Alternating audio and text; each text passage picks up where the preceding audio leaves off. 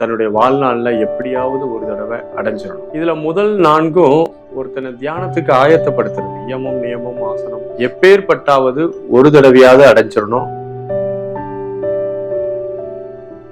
அனைவருக்கும் அன்பான வணக்கங்கள்.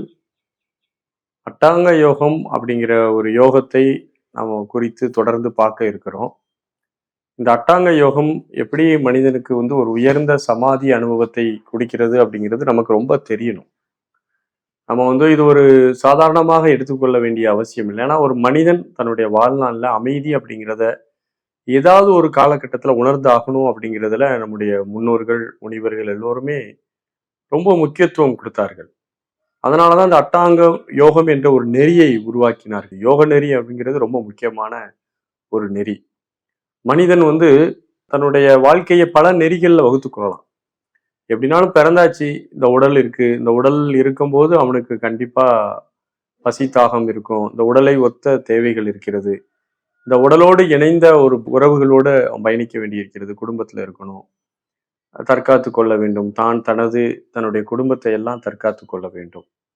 ஒவ்வொருத்தரும் தன்னுடைய உடல் நலம் மனநலத்தையும் பேணிக்கொண்டு குடும்பத்தினுடைய உடல் நலத்தையும் மனநலத்தையும் பேணிக்கொண்டு தனக்கு சுற்றத்தாருக்கும் ஒத்து உதவியுமாக வாழ்ற ஒரு சமூக அமைப்புல தான் நம்ம எல்லாருமே இருக்கிறோம். அப்போ அந்த உடல்ல பிறந்தா நம்ம வாழ்ந்துதான் ஆகணும். அப்போ அதற்கான வேலைகளை நம்ம செஞ்சுதான் ஆகணும். அப்படி எல்லாமே செய்துட்டு இருக்கும் போது நமக்கு அமைதி அப்படிங்கிறது வாழ்நாள்ல ஒரு இல்லாத ஒரு தன்மைக்கு நம்ம போயிட்டு இருக்கோம். ஒரு முன்னெடுகாலத்துல இது சாத்தியமா இருந்திருக்கு. நிறைய அன்பர்கள், நிறைய மனிதர்கள் தன்னுடைய வாழ்க்கையை ஓரளவு எளிமையாகவும் இயற்கையோடு இணைந்த ஒரு வாழ்க்கையை அவங்க எடுத்துக்கிட்டு இருந்தாங்க. மனதால் நிறைய வேகம் கொண்டவர்களாக, மனதில் நிறைய கருத்தூருக்கள் வைத்திருக்கக்கூடியவர்களாக, சதாகாலம் மனதை இயக்கி பழகக்கூடிய ஒரு மனிதராக இன்னைக்கு இருக்கிறோம். ஸோ இந்த காலத்துல ரொம்ப முக்கியமான ஒன்று தான் யோகம். அதனால யோக நெறியை நம்ம தேர்ந்தெடுக்கணும். வெறுமன உணவு உண்டு உயிர்த்து இருக்கிறதுக்கு நம்ம பிறக்கலை. நம்ம ஆழ்ந்த அமைதியும், அந்த அமைதி இருக்கும்போது தான் அந்த வாழ்க்கை அழகாகவும் இருக்கும். மனம் பரபரப்பாகவும் பதட்டமாகவும் எப்போதும் இருந்துச்சு அப்படின்னா நம்மளால இந்த உலகத்தை ரசிக்கவோ அல்லது இந்த உடலை குறித்த ஒரு ரசனையோ சுற்றி உள்ளவர்களையோ இயற்கையோ ரசிக்கக்கூடிய பாங்கு நமக்கு இல்லாமல் போயிடும். அப்போ இந்த ஒரு இடத்துல தான் அட்டாங்க யோகம் என்ற ஒரு யோகம் மனிதனுக்கு ரொம்ப கை கொடுக்கிறது. இந்த அட்டாங்க யோகத்தை முறைப்படி நம்ம எல்லாம் தெரிஞ்சுக்கணும். நம்ம முதலாக ஒரு யோகத்துக்குள்ள வரப்போறோம் அப்படின்னா நம்ம உடனே தன்னாலையெல்லாம் நடக்காது. ஒரு மாத்திரை வாங்கி போட்டோன்னா ஏதோ தலைவலி சரியாகிறது மாதிரி யோகத்தை நாள் படிச்சுட்டு மறுநாள் எனக்கு ஒண்ணுமே நடக்கலை அப்படின்னா கண்டிப்பா நடக்காது. யோகம் என்பது உங்களுடைய முழு வாழ்க்கையினுடைய சாராம்சத்தையும் உள்ளடக்கியது. உங்களுடைய வாழ்க்கையை உடைய இயல்பா நீங்க யோகத்தை முன்னெடுத்து வர ஆரம்பிக்கணும். எந்த அளவுக்கு நீங்க யோகத்தை குறித்து தெரிந்து வைத்திருக்கிறீர்கள் அப்படிங்கிறது ரொம்ப முக்கியம். அதனாலதான் அந்த அட்டாங்க யோகம் என்ற ஒரு நிலையை, படிநிலைகள் எல்லாம் நமக்கு கொடுத்தாங்க. அதுல முதல் படிநிலையான இயமம் என்ற ஒரு நிலை. ஒவ்வொரு மனிதனுக்கு மனச்சிதறல் இல்லாம இருக்கணும்னா அவன் ஒரு ஒழுக்கமான ஒரு வாழ்க்கைக்கு வரணும்.